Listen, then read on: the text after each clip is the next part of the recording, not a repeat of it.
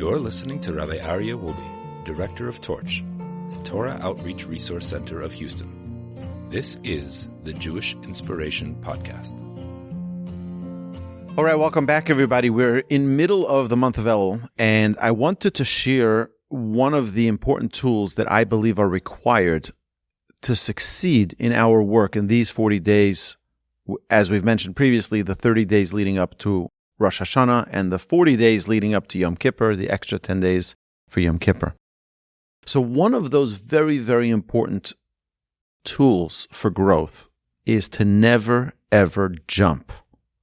If you jump, you're going to fall. And our sages tell us that whenever one of the keys to our spiritual growth is taking small steps. Because if you take a big step, too big of a stride, too big of a jump, you'll fall.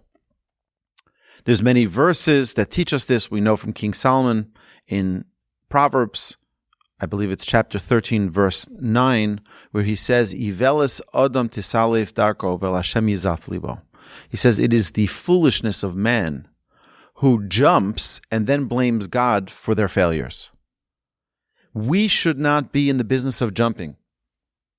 It's one of the keys that we see from the Pesach Seder, where we learn from the Pesach Seder that is the only time in the year where we have a concept called dilug ukfitza, that we can jump, we can take a huge leap, because the Jewish people in our history, when we were taken out of our bondage in Egypt, it was a huge leap to our freedom.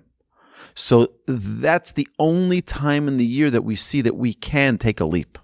Every other time of the year, we have to take a small step, a very meaningful, small step. I want to share with you in our evening prayers, we say something so magnificent. We're asking Hashem, please lay us down to sleep, Hashem, our God, in peace. Raise us up, our King, to life, and spread over us the shelter of your peace. And then we go into all the different blessings that we want Hashem to grace us with. And one of them is, V'haser satal mefanenu u'macharenu, and remove the spiritual impediments, or the satan, from before us and from behind us. So from before us makes a lot of sense. So that we don't have stumbling blocks, so that we don't have barriers, so we don't have challenges that we can't overcome. But what does it mean to not have the satan behind us? Our sages tell us that one of the greatest weapons of the Satan, of the Yetzer Hara, of the evil inclination, is to trick us into thinking that we can do more than one step at a time.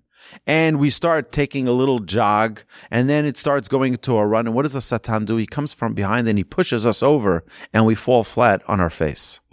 That is, V'haser satal mifanenu, remove the Satan from before us, u'me'acharenu, and from behind us. Don't put us into a place where we're taking too big of a stride, too big of a step. Because if, God forbid, we do that, and we take too big of a step, it will damage us in more than just one way. Because if we just, fall, okay, so we get up again, and that's part of the nature of the righteous. Sheva yipol tzadik v'kam. A righteous person will fall 7 times and get up again. So we're not afraid of falling. That's not the problem. The problem is that when you fall from jumping too high, you don't get up so fast. And sometimes, even psychologically, we're like, you see, I tried. That's it. I'm giving up. And that is the worry. We can't take a jump or a leap, not because it's inconvenient for us to fall down and get back up, but because that experience of falling down so hard, it's like, imagine someone climbing up a ladder. We all know that for safety, because we don't want that pain when we fall. For safety, we take one step on the ladder at a time. One step on the ladder at a time. And if we take more than that, what's going to happen? We're going to fall all the way down to the ground. And it's not pleasant. And then we think twice before we get on a ladder again. And the problem in our spirituality and our spiritual growth is that if we fall too hard, we can be devastated from the pain that we experienced and may never want to get up again. And we say, you know what, it's just not for me. I tried learning Talmud. It's too difficult for me. I'm out. But if a person says, you know what, I'm just going to take one small step. I'm not going to try to learn all of Talmud. I'm not going to try to read everything in the prayer book. Let me take one line of the prayer and understand it. It doesn't have to be everything. Take one small step. Understand one word of the Talmud. There's an amazing story that was told about Reb Moshe Feinstein. Reb Moshe Feinstein was once suiting up, getting dressed up to go to a siyum. A siyum is a celebration of conclusion of Talmud. And generally when people make a conclusion on Talmud, it's on a whole tractate. It's on the whole Talmud itself, which is 2,711 pages of Talmud. So one of the students of Rabbi Feinstein asked him, so what are they concluding? He says, this individual finished one page of Talmud. And they're throwing a massive party. 1 page of Talmud.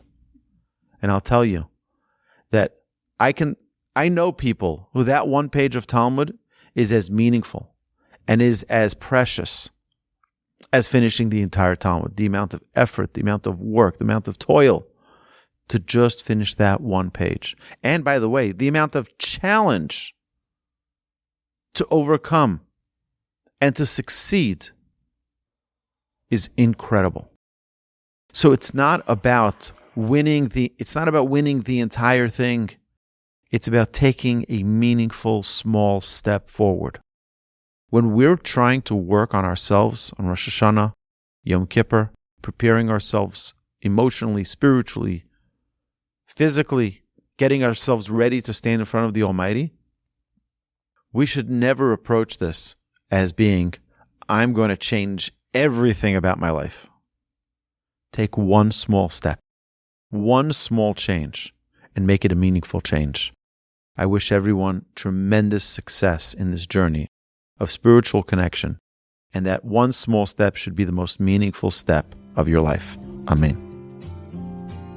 You've been listening to the Jewish Inspiration Podcast, a Torch production.